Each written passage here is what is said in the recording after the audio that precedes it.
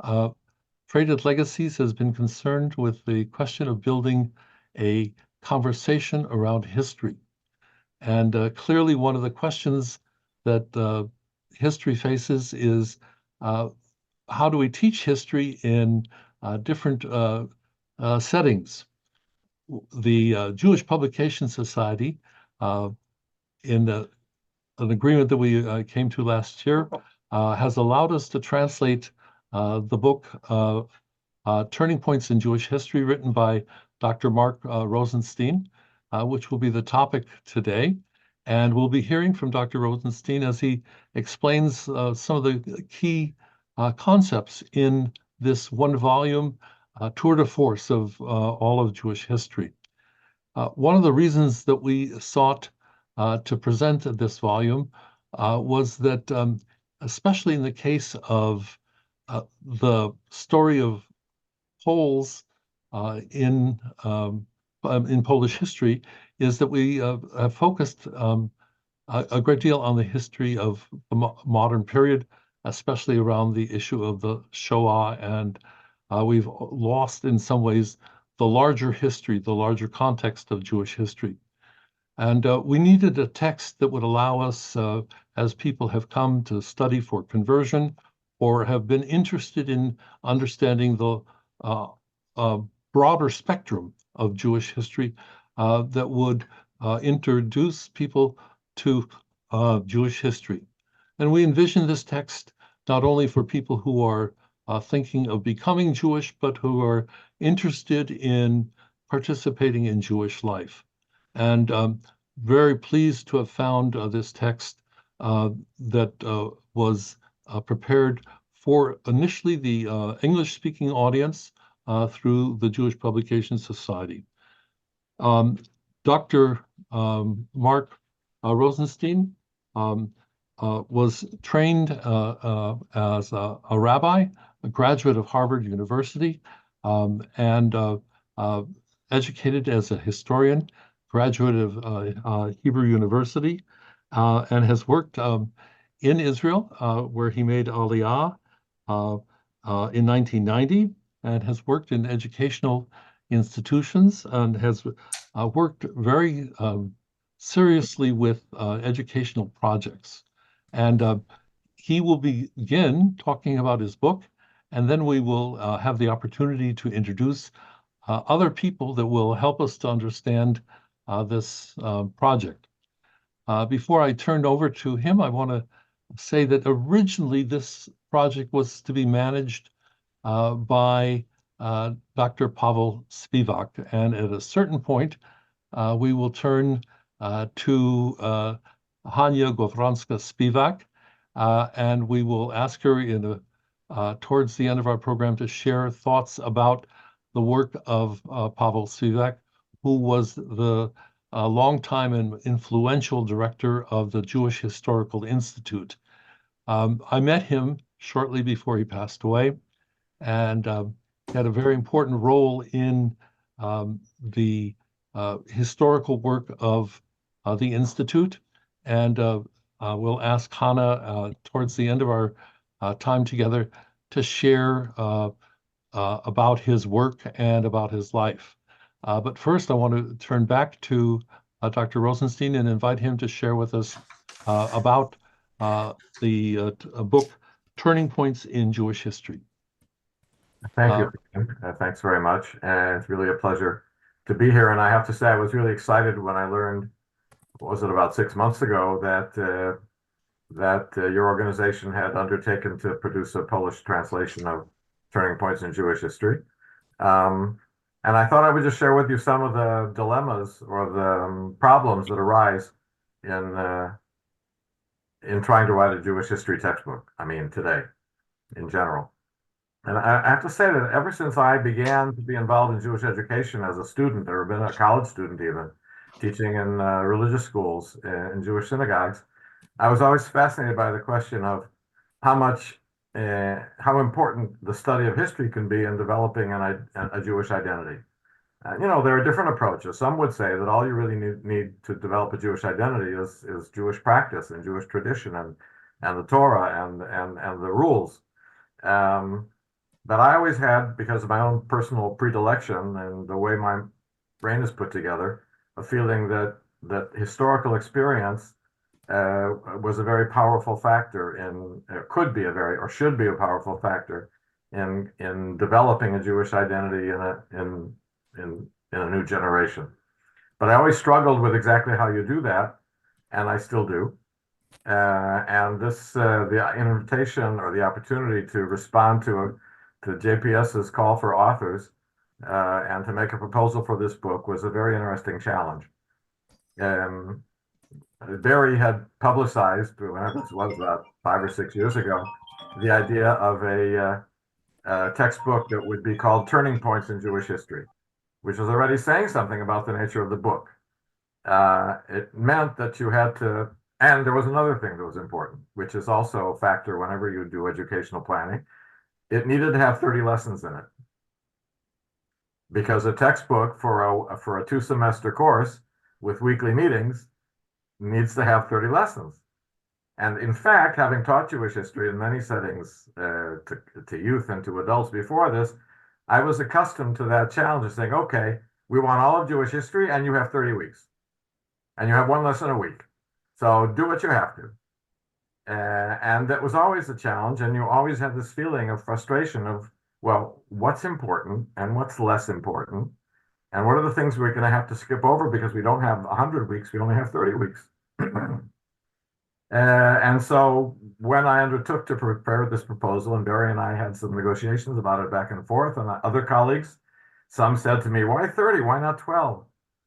And then recently I was invited by the Jewish community in Brazil to present a course based on the book. And they said, we want 6 lessons. The whole book, 6 lessons. And I did it. You know, I mean, you do what you have to do. That's what Jewish education is all about. You know, there's the famous story about Rabbi Haskell Lookstein from New York, who was only a little over 5 feet tall. And he said when he started his career, he was over 6 feet, but people kept saying, Rabbi, be short, Rabbi, be short. And so the concept of constantly having to condense, to contract, to say we don't have a whole lifetime to review all the depths of Jewish history, and we can't do a 12-volume masterwork, is very daunting. And it's made more daunting by the fact that Jewish history isn't just history, because the Jews aren't just a nation, where we can talk about the categories that we know, like the history of America or the history of France. It's different, because there's a religion here.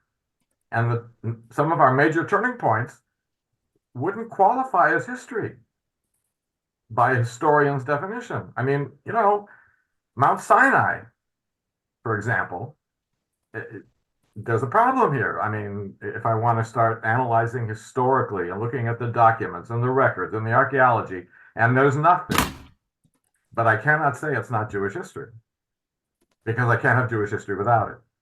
And so the challenge, and I think you'll see it in this book of turning points, is that some of the turning points are classical, what you call straightforward historical turning points. The founding of the state of Israel, the expulsion from Spain.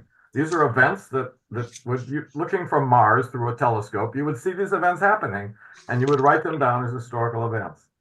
But certain others, like the rise of the secularism and its effect on the nature of Jewish identity in the modern period, or the covenant, the Exodus and the covenant of Sinai, are in a different category from what we usually think of as history. And the interesting challenge here, and what makes the book fun to work on, and I hope interesting to read, is it tries to integrate these two approaches to the past in some sort of coherent way. And the other thing, one other thing I'd like to say, just to talk about this dilemma,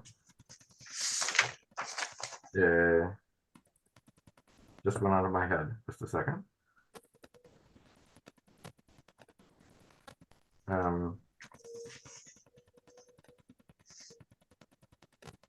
Is the fact that we have to make the distinction, or we have to recognize the difference and the overlap between collective memory and history.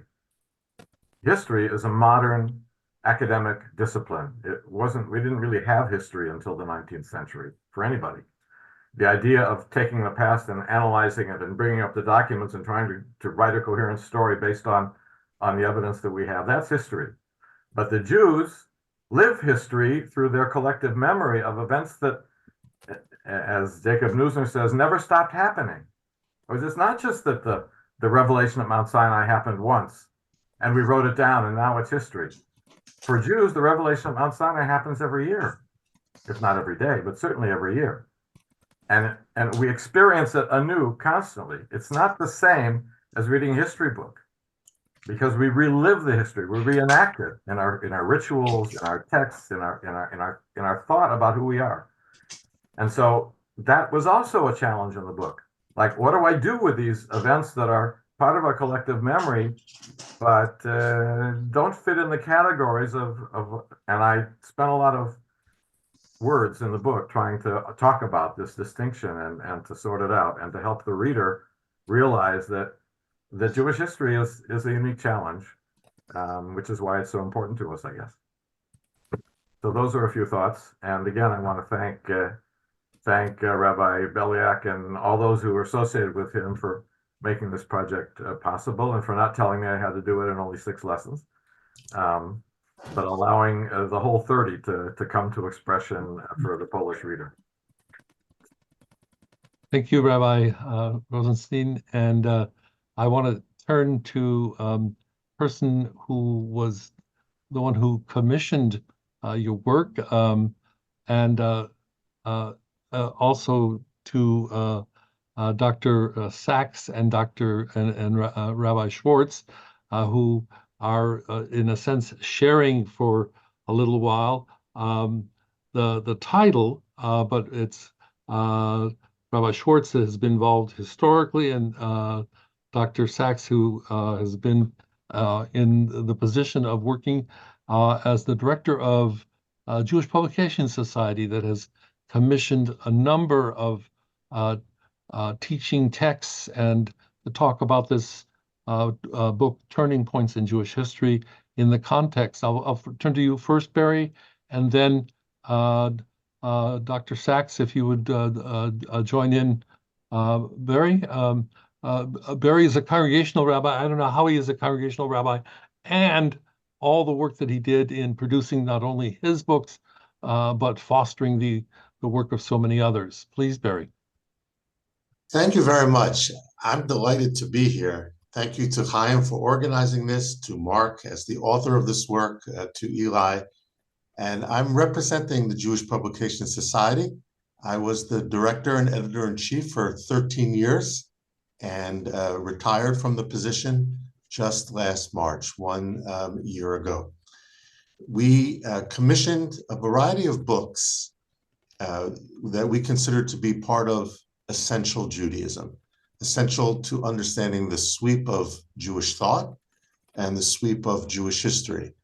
I was aware of an approach that is sometimes called hinges of history in the wider world, of looking at turning points in the history of a people or of a phenomena. And I thought to myself, we really should have a book about turning points in Jewish history. Fortuitously, Marc answered the call to take on this challenge. And as Marc was mentioning, we really conceived this as an educational, pedagogic book to be used above all in adult education settings. Now, we believe this book can also be used in an undergraduate course in the university and even in advanced classes for teens as well. But as Marc pointed out, we wanted the book's structure to echo that of a year-long course, assuming about 15 sessions per semester for 2 semesters. And that's how we got to the 30 chapters in this book. I also want to say that I had the good fortune of using the textbook for a year-long Torah study class on Shabbat morning for the year. I love doing that. with all the JPS books that are intended for that purpose. And I want to share with everybody that we had a fabulous year of studying the sweep of Jewish history, beginning in September before the holidays and ending in late May. As is the case in many approaches to Torah study, the emphasis in the first semester was on the biblical and the early rabbinic period. So Marc's work gave us the structure, but I did want to note that we expanded each of the biblical chapters with copious text from the Tanakh itself. So the chapters really came alive by the extensive quotes. I even have all the citations in front of me that I use for the chapters on Abraham and Exodus and Sinai, into Joshua, kingship, exile, the return of the Jews, and the Maccabean revolt as well. So here you have readily accessible sources in the Tanakh and Book of Maccabees and rabbinic literature that you can utilize. And for the rabbinic period, we supplemented this book with additional text from the Mishnah and the Gemara and some other midrashic text as well. That occupied the first semester of our study. I will confess that in the second semester of the course, I fast forwarded through some of the medieval period because I was very eager to get to the modern period, and we didn't have the exact number of weeks to correspond. I do believe that modern Jewish history, beginning with the Emancipation, is underserved and undertaught in so many courses, at least here in the States, with the exception of the Shoah and the founding of the State of Israel. But what really happened to bring Jews into the modern world? So what I would like to do with my remaining short period of time is share the screen and just explain how I began the unit on modern Judaism from the book, and also some teaching techniques, because unless this is an undergraduate course where you can assign the reading of the entire chapter to a student, in most cases, what you're going to be doing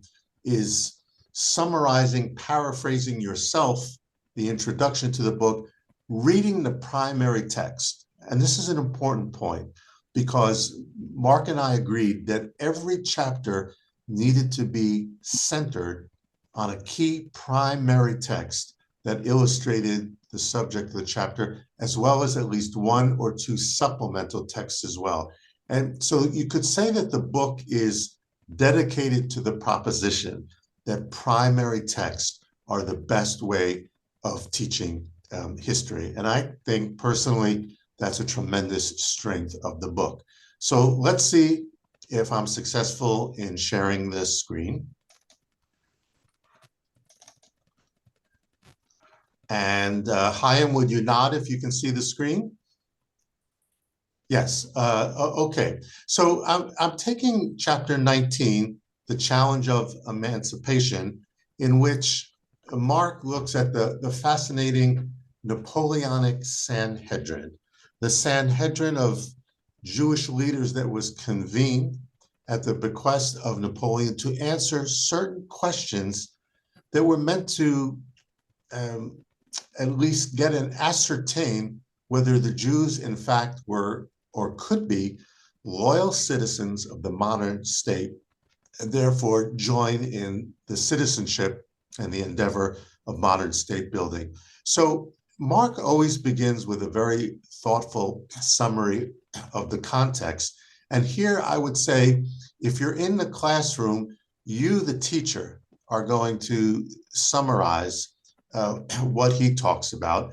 You may have assigned this for people to read individually, But Marc begins with the medieval status quo in Western Europe to set the context.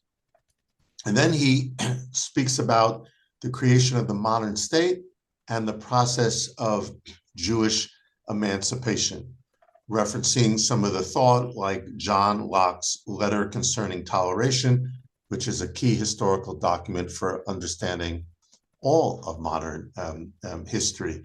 You can see that it's fairly lengthy, and so that's why you, the teacher, will need to summarize with the class what is happening, what the term enlightenment really uses.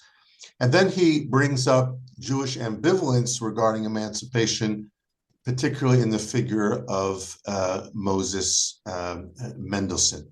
You could, if you wanted, bring an excerpt from John Locke's letter. You could, if you want, bring excerpts from some of Moses Mendelssohn's writings, such as his writings called Jerusalem.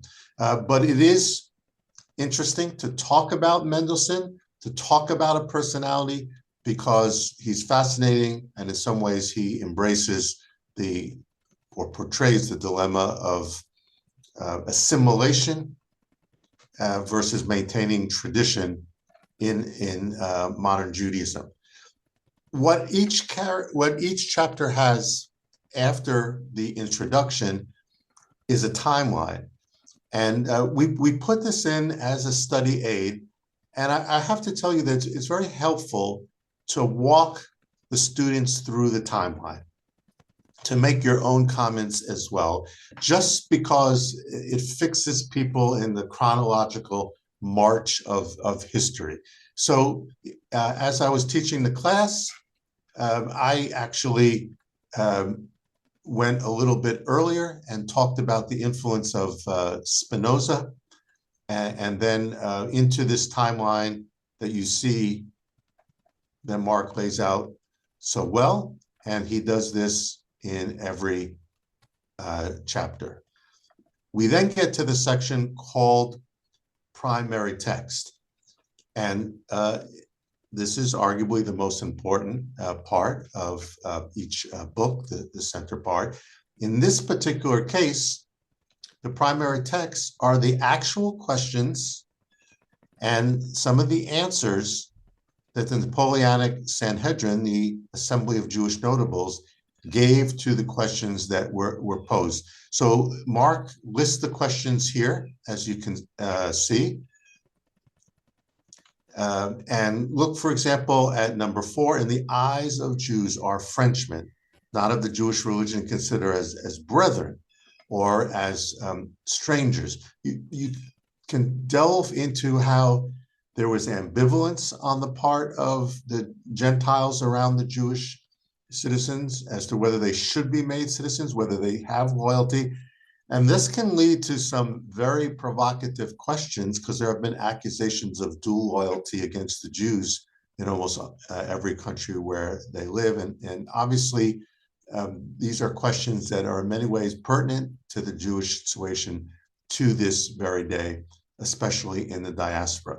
So in addition to the list of questions, Marc zeroes in here, Napoleon's questions 6 and 8 for the Jews. You see the question posed, you see the answer, and Marc always gives a commentary to help explain the primary text. This section I would always read out loud with my students. When I say students, I'm talking about primarily older adults, many senior citizens, and some middle-aged students who bring a great deal of life experience. So you see the primary text here, which certainly takes time to read with Marc's commentary. And then I want to just point out 2 more things. The first is Marc discusses the legacy of this turning point in each chapter. It's very concise, it's very well written, and in many cases, I would actually have students going around the table read out loud by paragraph his summary of the legacy of this for Jewish history. and there's a section on memory. How was this truly memorialized in Jewish law and lore over time, an extension of the idea of legacy into the specific Jewish memory. And in almost each case, Marc then brings a supplemental text, which is really a thought-provoking text, which we would read out loud and discuss to end our unit. This is by Moses Mendelssohn in a letter that he wrote. And when he warns about the persistence of evil and fanaticism, I don't have to tell you how relevant that is to any discussion of the Jewish situation today. As I was rereading this quote for this session today, its current event reverberations were going through my mind. I'll also note that Marc gives you a selected bibliography of further readings at the very end of each chapter. So that's a little run through of how I taught each chapter. This is an incredibly rich book. My students were very grateful to have received a framework to the understanding of more than 3,000 years of Jewish history. And I certainly hope that many Polish students will have that opportunity with the translation of this book. Thank you all very much. Thank you, Rabbi Schwartz. It's fortuitous that you chose this period because Dr.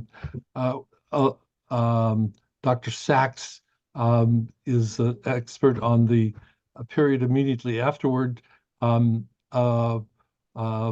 Nachman of Krochmal, and sort of what I would call the Central European Polish version.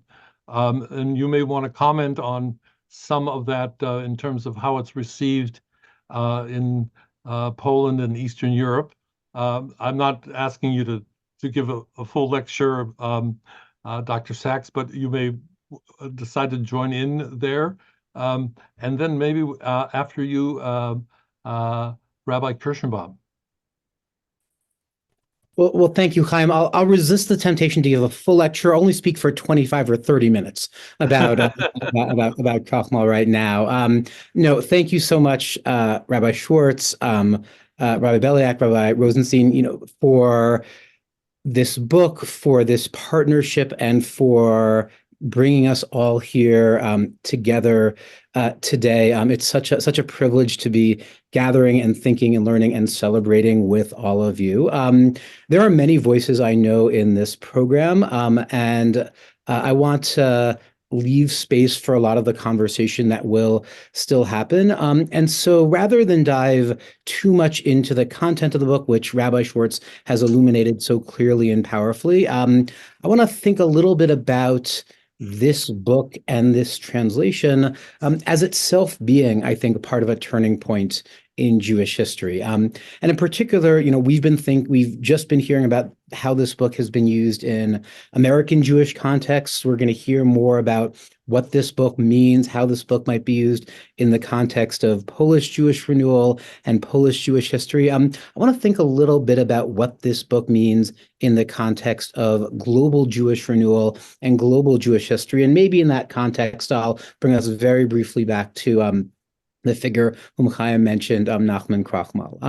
As I suspect that many of you on this webinar know, there's a deeply flawed narrative that many of us, especially in the United States, and I think also to a significant extent in Israel, have about Jewish history. And it's a narrative that tells a story of modernity where there was this wonderful, incredible, flourishing Jewish culture in Europe in particular in Central and Eastern Europe, in particular in places like Germany and Prussia, about which we've just heard, and Poland, which is central to this conversation. And then the Holocaust happened and all of that ended. And Jewish life then moved to the United States and Israel. And I don't have to tell anyone on this call just how deeply flawed that narrative is. Jewish history has always been emphatically global, at least since the end of the biblical period or the time right before the Second Temple period. Jewish history was emphatically global in the time leading up to the Holocaust. Jewish history remains emphatically global in the time after the Holocaust, with the incredible work of renewal going on across Europe and in particular in Poland, as this translation and this webinar is a testament to. And, the events of the past 2 months, tragically and painfully, I think have reminded us of just how global Jewish history is and how closely tied all of us are to one another. And to me, part of what's so incredible about this translation is that this translation is, I think, emphatically part of that global Jewish history. So first of all, the text of the book being translated, the text of Marc's book itself illuminates the profoundly global nature of Jewish history, right? If you are teaching a class on Jewish life across the world, whatever location you want to emphasize, there will be a chapter for you. But I think even more importantly, the fact of this translation of the book, the fact that we are gathering here today to celebrate and think about a Polish translation of the book is itself a sign of that kind of the powerfully global nature of Jewish history. The fact that this translation is a partnership between the Jewish Publication Society on the one hand and the work of Jewish renewal in Poland on the other is, I think, a sign of the need, but also the real rich possibilities of partnerships across the Jewish world, across Jewish communities, across the diaspora, and across the globe. This translation, I think, is itself an example of the sort of transnational Jewish projects, the sort of global transnational Jewish collective, the kind of possibilities of transnational Jewish creativity that have always been key. And I think that have particularly been central to Polish Jewish history, which has always been this space for thinking creatively about global Jewish life and global Jewish collective. I think this gets us back to some of what Chaim was saying about Krochmal earlier. For those of you on this call who are not aficionados of early 19th century Jewish thought, Krochmal was a Galician thinker who was really one of the earliest theorists of kind of diasporic Jewish existence and diasporic Jewish creativity and diasporic Jewish politics, who really imagined Jews across the world coming together to forge a Jewish future. And in that sense, I think this translation is itself not just a book about turning points in Jewish history. It is itself a turning point in Jewish history. It is a moment of partnership, a moment where in a time of great and profound challenges for the Jewish people, a number of communities and groups are recommitting themselves to these sorts of global projects, this type of global Jewish collective, this type of global Jewish creativity. I think in many ways, this translation is a declaration of faith. It's a declaration of faith in the possibilities of the global Jewish history of the past having lessons for today.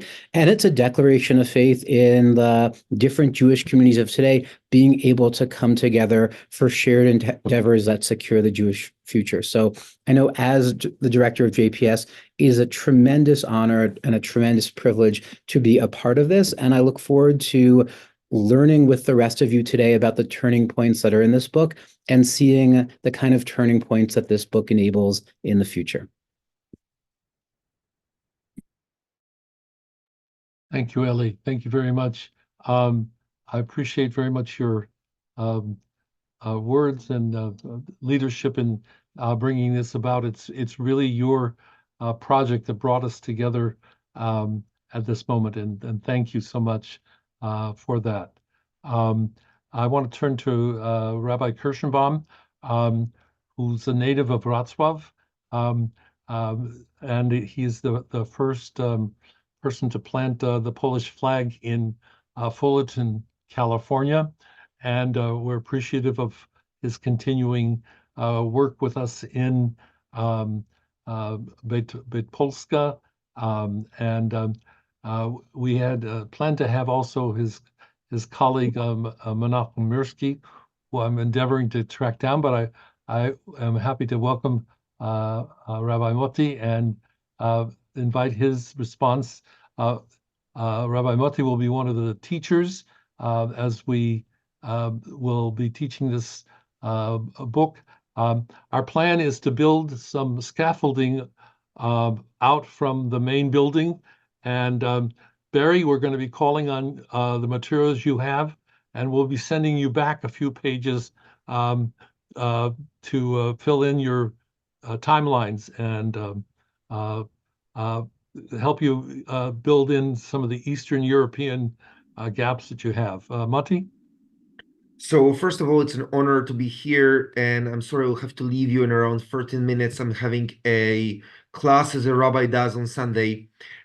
So I hope the communal leaders here will understand that. So first of all, it's a wonderful achievement to have this book being translated to Polish. I definitely think of it as a precious resource for us, and I also feel that in many ways it is. I think of it as a part of the page of the Talmud. So it's going to be the text in the middle of the Talmud with all its sugyot, with all its passages, and then there will be commentaries of the teachers on the margins who will expound on this and kind of illuminate what the author has tried to say, and maybe in some cases adding their own perspective, be it a perspective that kind of like expounds more, adds a Polish flavor, or sometimes is by contrast, is in opposition to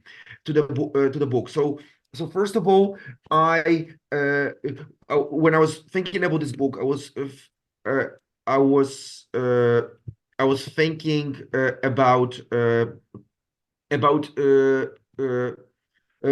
Yosef Chaim Yerushalmi's book, Jewish History and Jewish Memory, which I reread recently, with the idea that what is past is not the same as history. And I think that what I loved about this book is making this distinction and making people understand it very early on. When I think about teaching people who approach Jewish history, or might be Jewish, or might be choosing Judaism, but don't know that much yet.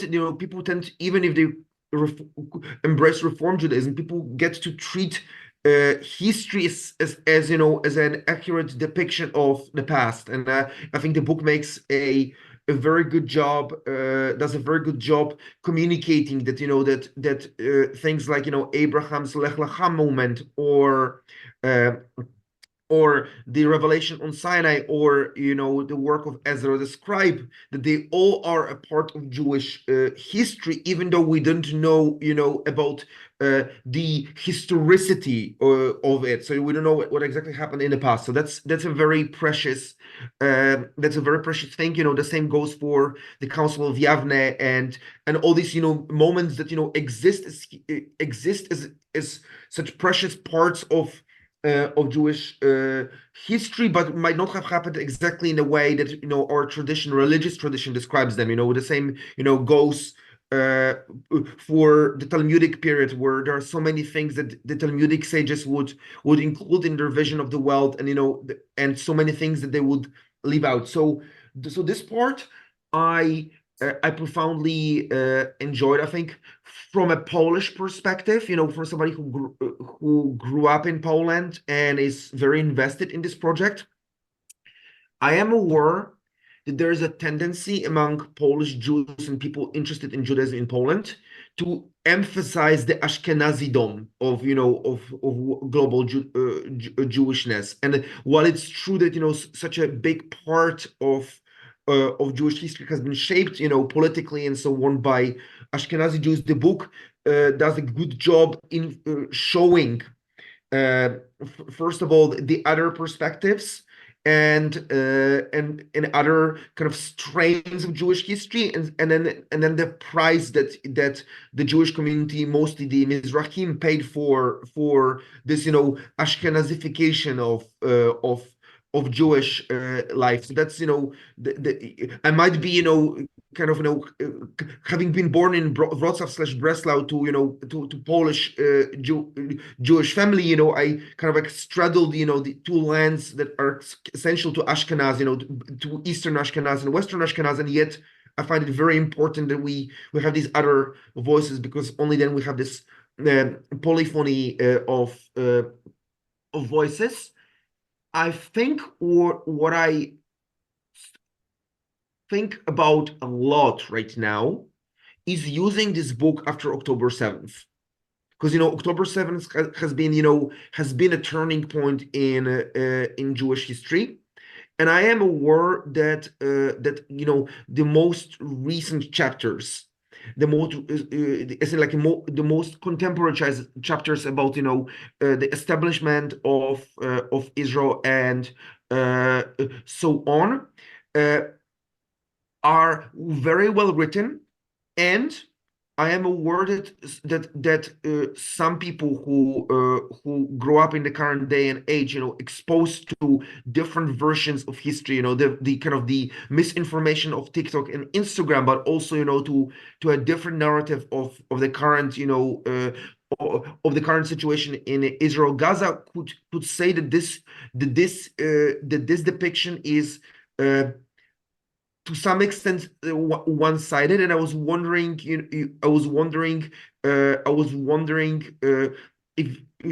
if I would need to include more information about the complexity of this history, and understanding, to make people understand the current discourse about Israel and Palestine. What would need to probably tell more about how the Palestinian or Arab memory of the events differs from Jewish memory, because it becomes more difficult to understand for some of the people from the younger generation, kind of one perspective without the other perspective. So I was wondering, using this, I think I will be using this book with some addition of the scholarship of Historionim Chadashim, of the the new historians, the new Israeli historians who are aware that that memories can be profoundly different, that the origin of the current discourse today, or discourses, is in this profound. Of course, now it is bastardized by Instagram and TikTok, but but it lies in a profound difference of historical narratives, and I think it would be important for me to include these narratives. I also wonder. What events would be included if two more events would be included. So I was wondering, what is in the Tosafot, what is in the stuff that didn't make it, to the main Masechet, and that would find itself in the expanded version of the book if you had more than 30 lessons. So that's my spiel. I'll regel hard on one foot as I'm about to jump to a different event. Thank you, Mati. Thank you very much. I want to say that we are going to now take a little bit of a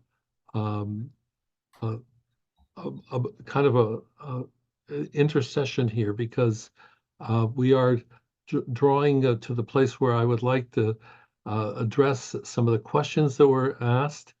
But before we come to the questions, I mentioned earlier when we began that originally the idea for this project originated in a conversation with Dr. Pavel Spiewak. And unfortunately, he is not with us. He was supposed to be the person that would be the impresario of this translation and had really talked about what it would mean for a text and a study of history that would bring history to the center of what was the process of the reacquaintance with Jewish history that was taking place in Beit Warszawa and its communities in Poland. We have hopes that this text will be used not only in our synagogue education, but also in gymnasium and maybe universities. And in a moment, we'll hear from one of the professors at the Polish University, Professor Patalon.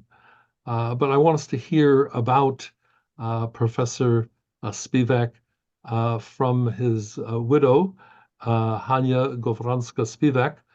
She'll be addressing us in Polish, but we'll hear her in English. And I want to welcome her.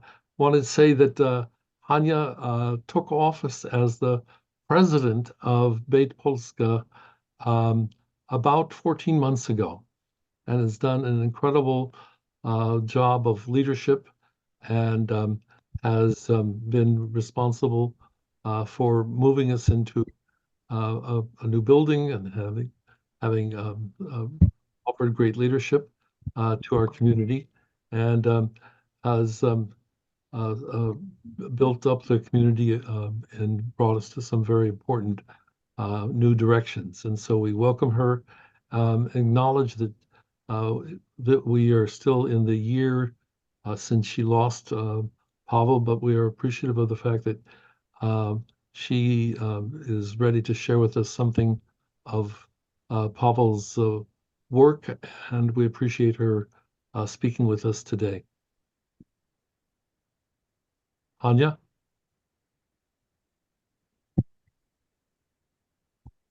Dziękuję bardzo. Thank you so much. It is difficult to speak about Pavel when he is no longer with us and unable to respond with questions to our questions. He is not here, but he remains so very real sense. I was thinking what to say about Pavel as such. The subject matter, the topic of the book, of a textbook in a sense, which is a great gift to us, is the turning points. And that helped me to reflect on the following. The work of Pavel in the Jewish community was certainly important and created such turning points. But his interaction with community were also turning points in his life and redirected or directed his life's work in specific ways. One of the most important efforts for Pavel was his work as the executive director of the Jewish Historical Institute in Poland, which is, it would be important to mention the fact that the Oneg Shabbat group, which was a group who preserved history of events happening as they happened in the Warsaw Ghetto. The underground collection that they've created is one of the most powerful testimonies of the Holocaust, behavior of Jews during Holocaust. And the Ringelblum Historical Institute in Poland created the Oneg Shabbat program, which actually seeks to make these materials available in order to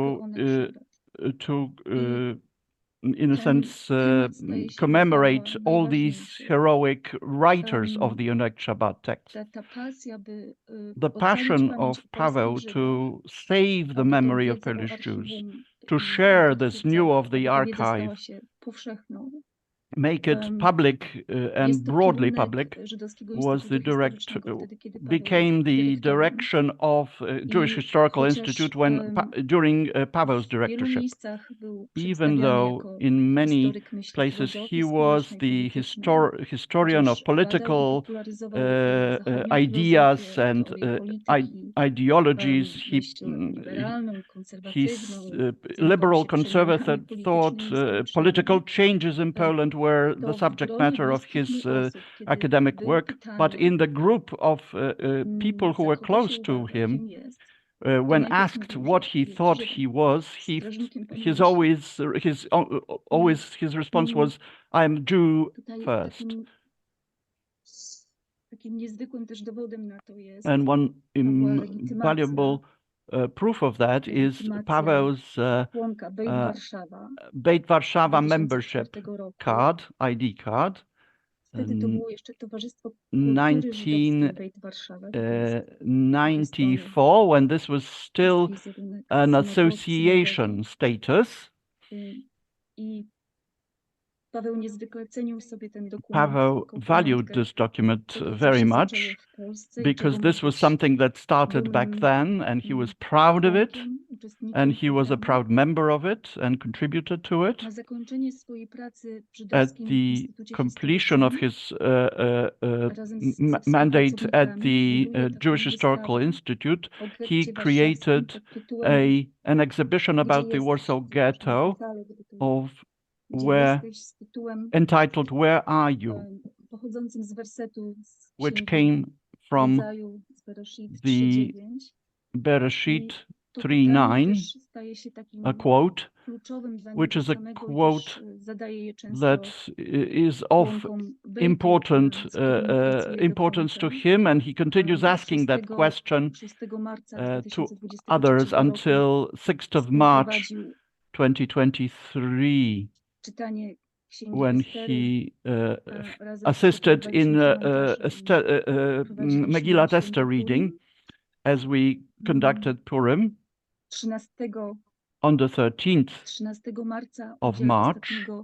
He provided his last interview to one of the regional television channels in Poland, after which he engaged with the journalist who actually reveals that he's planning to spend the summer in Israel. And Paweł, in a sense, blesses him and says, "This is going to be a journey of your life." And this was the last time that Paweł speaks about his Jewishness in a direct way publicly. On the next day, he lands in hospital and never to come out. And he leaves us with the question of where we stand, where we are in our Jewish lives, which is why this textbook on the turning points can and become an opportunity for each and every one of us. Consider our personal response to that question, where we might be standing in building community, contributing to the community, be it in Poland, the diaspora, but also world over in the Jewish community. Hania, thank you. Thank you very much for your moving remembrance. Thank you for your leadership. I want to give a few people who've not had a chance to say a word, and also want to try to answer some of the questions that have accrued. I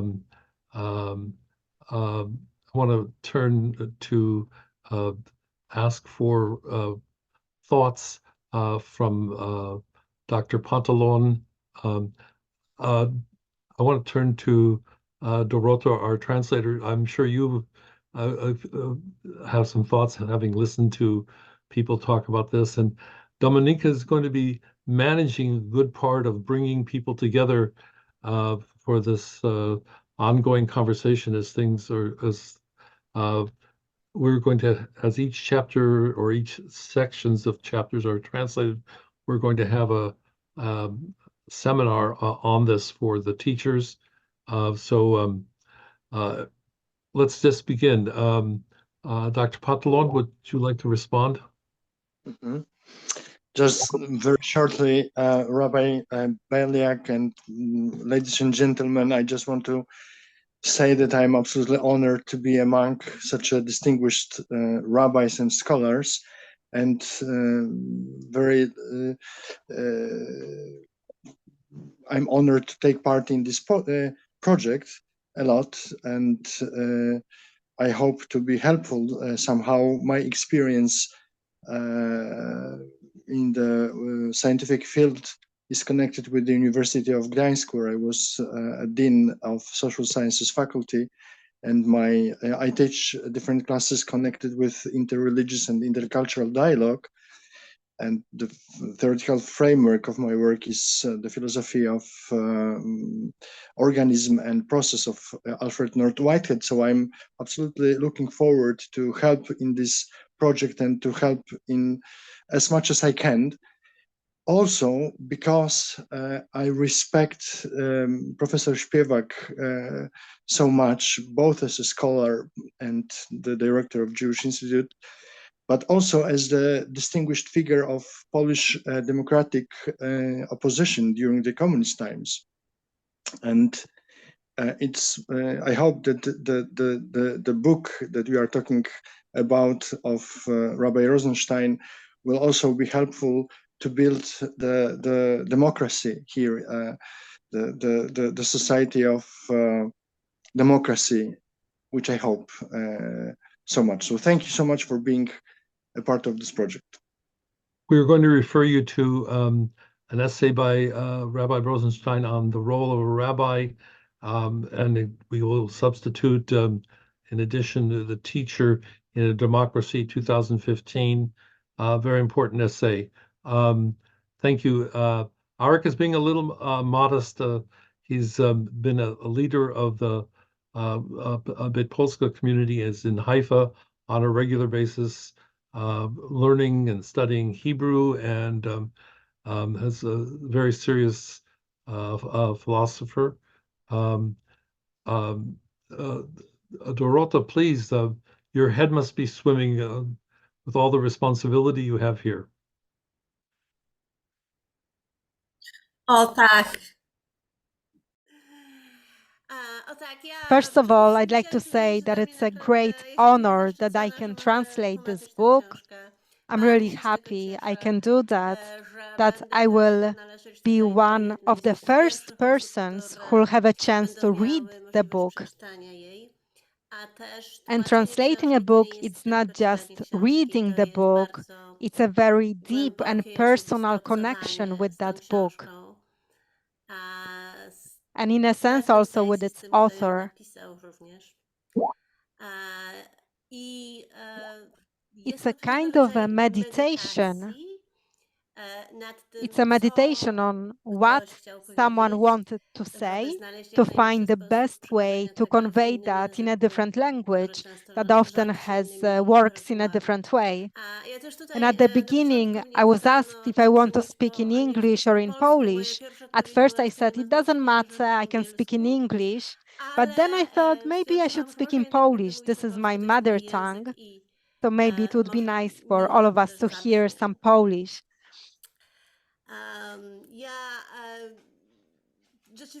I do feel this big sense of responsibility, but I think I'm actually more excited that I get to work on this book.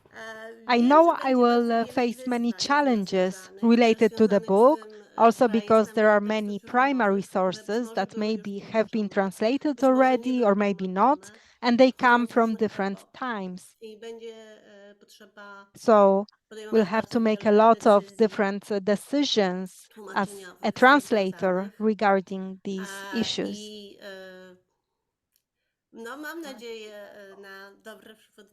And I'm hoping for some guidance in this matter also, and I hope it will all go great. I'm very open to any kind of guidelines, requests, any discussions regarding my work.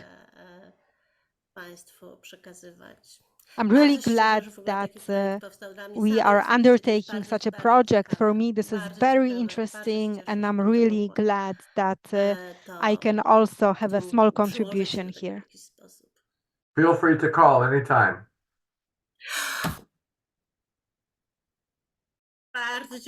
Thank you so much. Chaim, you're muted. Dominika, want to hear from you as well in the closing moments. I know that normally we turn to you as we look at the questions. And one question, what is global Jewish history? But I wanted to give you an opportunity to share some of your own reflections. Thank you. I believe that this project is very, very important, especially that I had the chance to be responsible for the Introduction to Judaism class for many years. And I saw and experienced various difficulties that we had in matter of curriculum and the way of raising various topics and the discussion around it. So I'm very excited about, first of all, the very fact of translating the book and possibility to see how this course is taught in the United States. But on the other hand, what makes me even more excited is the plan and possibility to create teaching materials around the text that will be serving students of Introduction to Judaism course in Poland, and that will be adjusted to the way in which we are practicing Judaism in Central Eastern Europe, but also to the situation of our students, which is very specific because of the history and, well, the fact how our society is functioning right now. So I'm very, very happy that we are undertaking this project, and I'm honored to be part of the team managing. Thank you. Thank you. I do want to invite anyone who would like to answer some of the questions that we've accrued. There's a question from Judith Raphael. She's not quite sure how to understand the phrase global Jewish history. Anyone from the panel want to take that on? I know it was a phrase that was used, I think, by Ellie, wasn't it you who used the phrase? I did. I can try to offer a very brief brief definition, and one that connects it again to this book, if that would be helpful. You know, typically when we talk about global Jewish history, at least what we're often referring to is the idea that that Jewish history is the history of a group.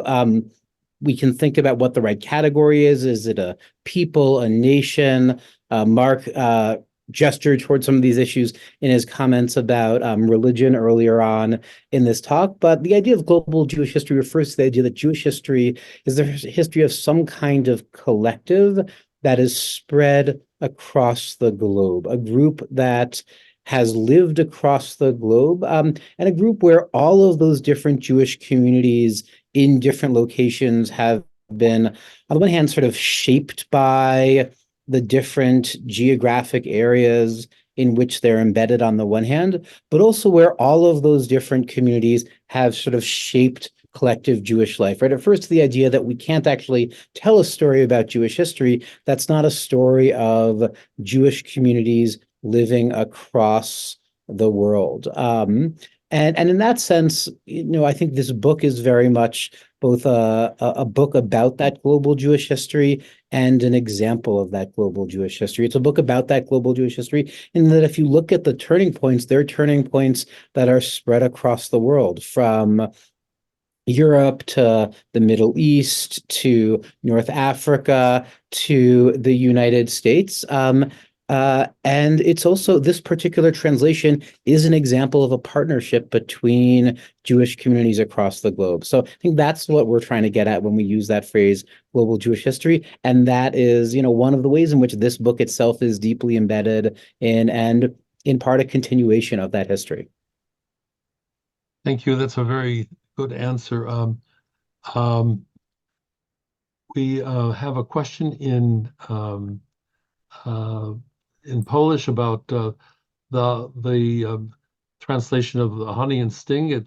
That is complete. It should be complete here now. And those two books, both the Honey and the Sting and the Turning Points in Jewish History, make up the two pillars of our conversion class. And we look forward to using those in coming years as we build out other parts of the translation. I think I got the answer to I think I understood the Polish correctly, and unless somebody wants to correct me.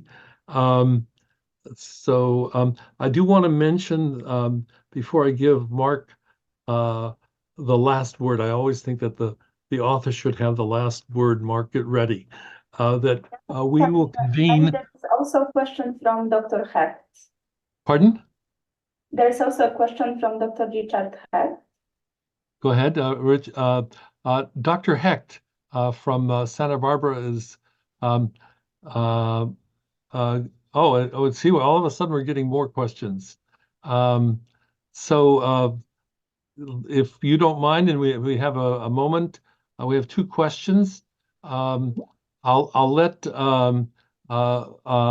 Rabbi Marc read the question while we'll bring in Richard Hecht. Can you go ahead and ask your question? No, I was just listening. Thank you very much. Okay. Thank you very much. Marc, did you get a chance to read that question? You have to unmute yourself.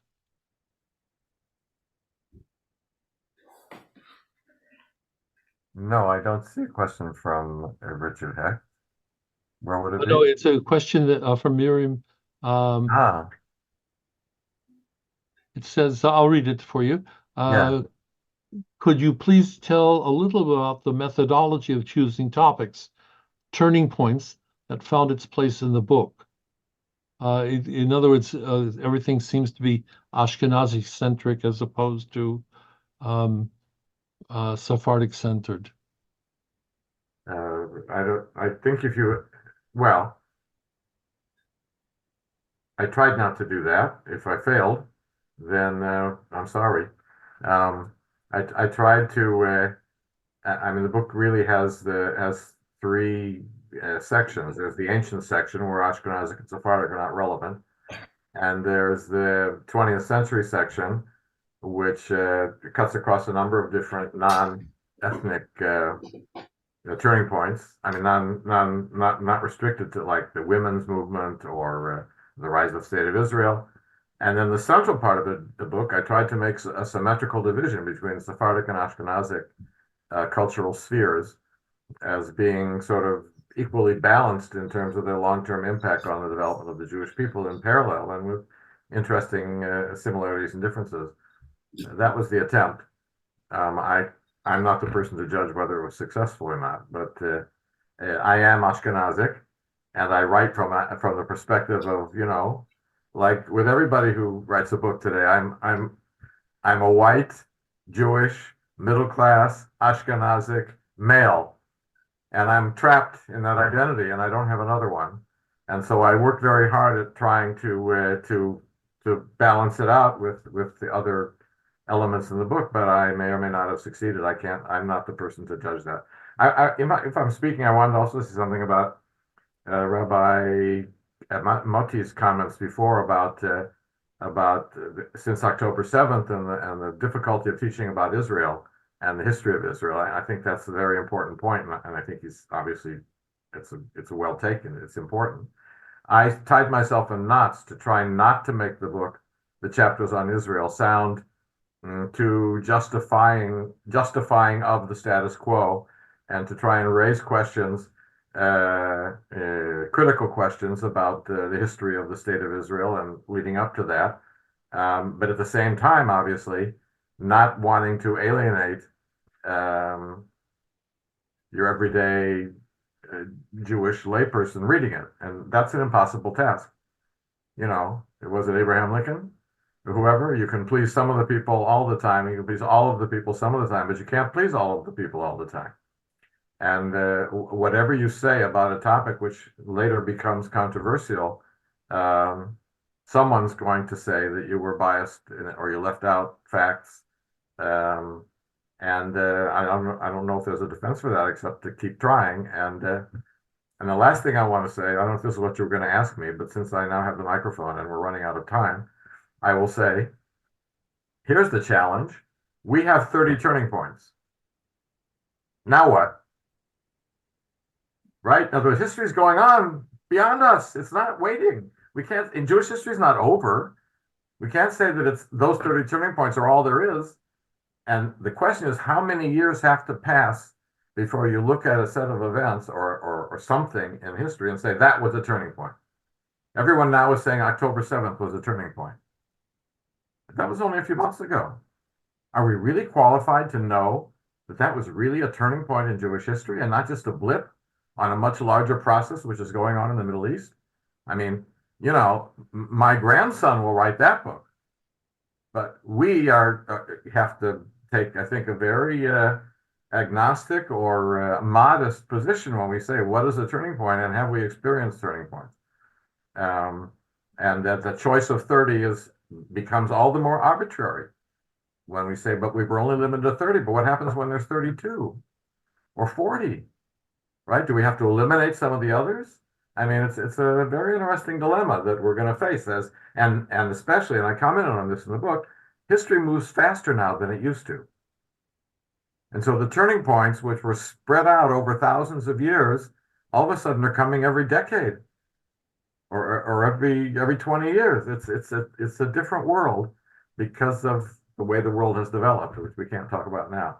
And so the challenge of identifying the next turning point is a very huge challenge and perhaps a very interesting topic for people taking the course, right? Using the book and following up on where it leads them. So once again, I'll say thank you for doing this and for inviting me, and it's really a great honor. And I'm pleased that this effort of mine is maybe having an impact beyond what I ever imagined. I wanted to share with people something that this last remark by Rabbi Rosenstein is classic Marc Rosenstein. Now, we have been friends for many years, but I didn't know if I would hear this kind of a remark, but he's right. How do we know where we are? And let's have a little bit of what I would call modesty. And I'm in a very clumsy way rephrasing what you said, but thank you for that remark. It's a very classic piece of the wisdom that you always bring to everything. Since you were too young to be wise, and you've just kept doing it. Thank you for your participation. Thank you for your book. I do have two housekeeping details. One, we invite you back on April 7th, where we have a very important new book that has just come out called The Light of Learning by Glenn Dinner. And the interlocutor for Glenn Dinner's book, Glenn Dinner will speak about his book, is a professor from Arizona State University, whose name I'm going to pronounce in the correct way, Anna Shikopek Garaj, who is herself a native of Krakow, but has been teaching at Arizona State University. Will be a very interesting conversation about the surprising and interesting revival of learning in Hasidic communities between about 1890, 1895, to the eve of World War II. This is in some ways a parallel to a discussion that took place in a different context in the study of history, the important book, Conscious History, with Professor Natalia Alexin, who we spoke with last year, and we hope you will join us on April 7th for the conversation on this new book. The second housekeeping detail is that the talk with Joanna Torska-Bakir and her groundbreaking book on Kelsa the date is being negotiated. It will be in May either, and I'll announce the date once it's firm.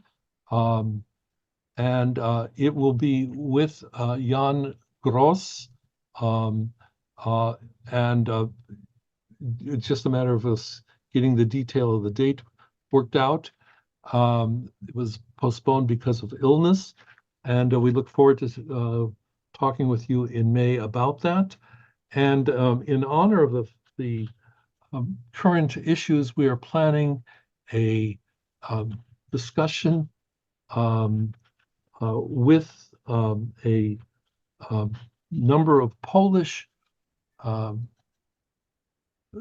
historians and sociologists on the topic of what have Poles written about anti-Semitism in Poland, since maybe those of us who are experiencing anti-Semitism in other places might find it interesting to learn from the Polish experience. The founder of Gazeta Wyborcza has written a very important book in Polish, which was excerpted into a one-volume study, and we will reflect on that for at least probably the July issue of the Freighted Legacy. I invite people to support our work. You can go to our website and contribute at Friends of Jewish Renewal in Poland. Funds are always helpful to keep these kinds of projects going. Wish you a Purim Sameach, and I want to thank our participants, all of you, and we appreciate very much your participation.